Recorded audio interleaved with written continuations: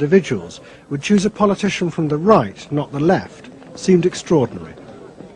But to test their prediction, the Values and Lifestyles team did a survey of voting intentions, and they correlated it with their new psychological categories.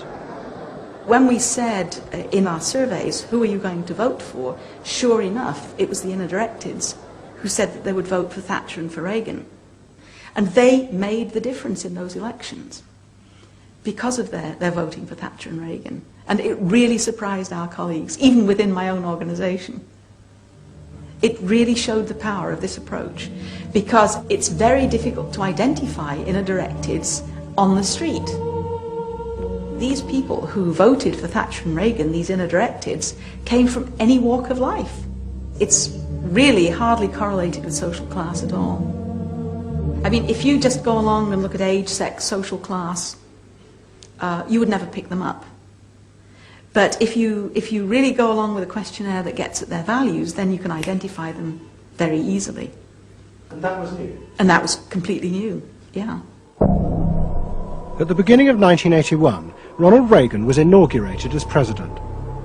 But he took charge of a country that was facing economic disaster. The terrible inflation of the 1970s had destroyed much of America's traditional heavy industries, and millions were unemployed. But true to his campaign promises, Reagan told the country he would not step in to help, as all previous governments had since the war. These United States are confronted with an economic affliction of great proportions.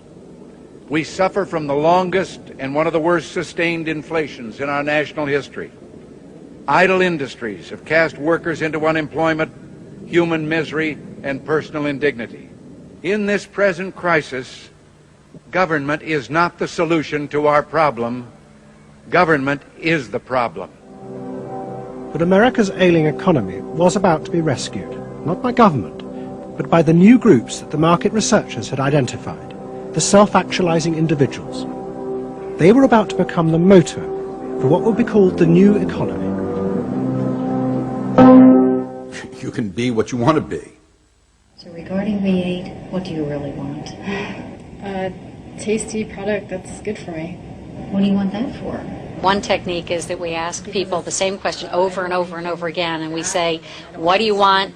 What do you really want? What do you want that for? And they start to talk about it, and they kind of get intimate with what's going on.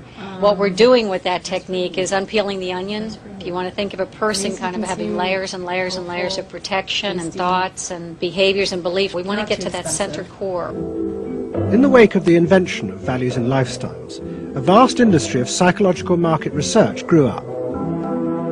And the old technique of the focus group, invented by the Freudian psychoanalysts in the 50s, was used in a new and powerful way.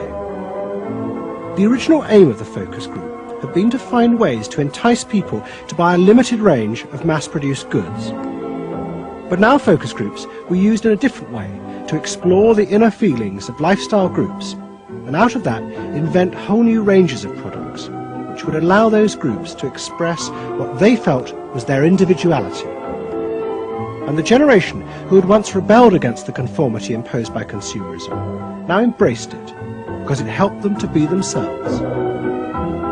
What capitalism managed to do that was brilliant was to actually create products that people like me would be interested in, that people like Jerry Rubin would be interested in. Capitalism developed a whole industry at developing products that evoked a larger sense of self.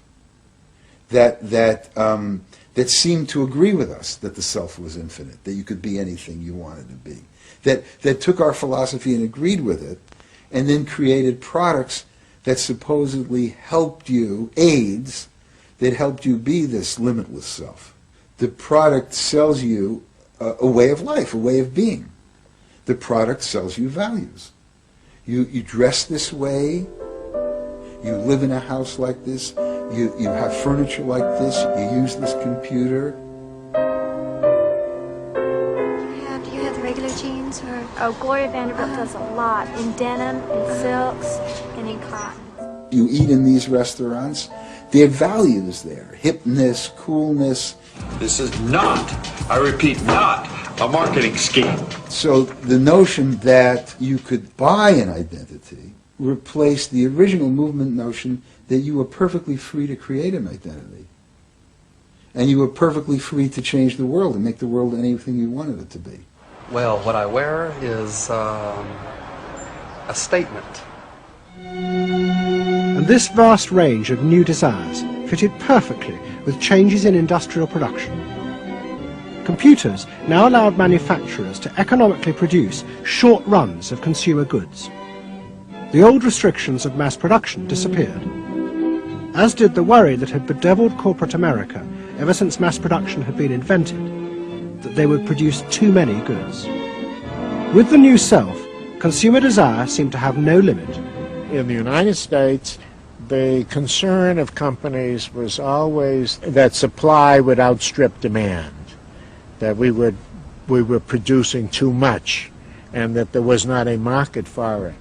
You don't hear that kind of talk anymore, because you've gone from a conception of a market of limited needs, and if you fill them, they're filled, to a market of unlimited, ever-changing needs dominated by self-expressiveness that products and services can satisfy in an endless variety of ways, and ways that change all the time. And consequently, economies have unlimited horizons. Out of this explosion of desire came what seemed a never-ending consumer boom that regenerated the American economy.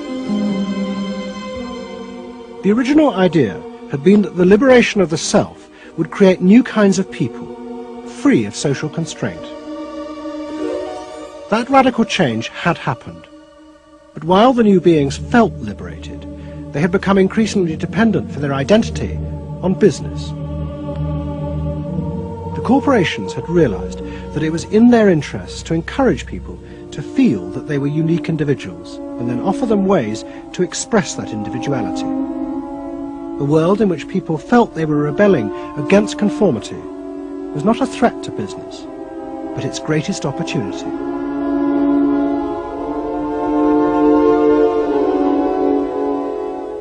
It was, in a sense, the triumph of the self. It was the triumph of a certain self-indulgence, a view that everything in the world and all moral judgment was appropriately viewed through the lens of personal satisfaction.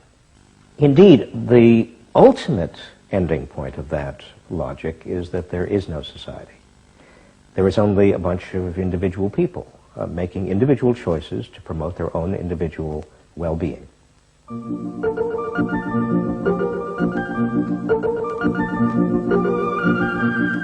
Next week's episode tells the story of how politicians on the left, in both Britain and America, turned to the techniques developed by business in order to regain power. But what they didn't realize is that what had worked for business would undermine the very basis of their political beliefs.